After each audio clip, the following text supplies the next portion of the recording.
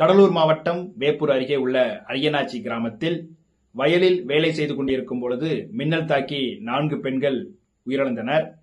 இதற்கு தமிழக அரசாங்கம் நிவாரணத் தொகையாக ரூபாய் 5 லட்சத்தை அறிவித்தது.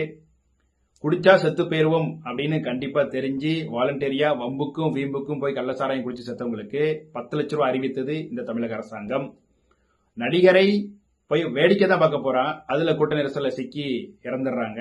அதற்கு தமிழக அரசாங்கம் அந்த கட்சி இந்த கட்சி அவன் சேர்ந்து ஒரு 30 லட்சம் ரூபாய்க்கு மேல நிவாரணத் தொகை அறிவிக்கிறாங்க. வேடிக்கை பார்க்க போய் இறந்தவர்களுக்கு 30 லட்சம் ரூபாய்க்கு மேல, ஆனா விவசாயம் பார்க்க போய் இறந்தவங்களுக்கு 5 லட்சம் ரூபாய் தான்.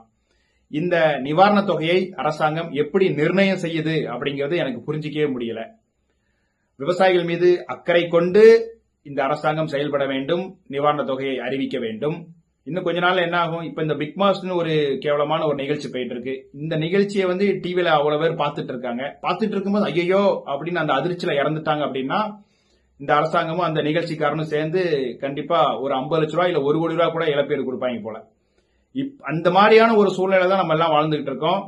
விவசாயிகள் மீது இந்த அரசாங்கம் அக்கறை செலுத்த வேண்டும், கவனம் செலுத்த வேண்டும்.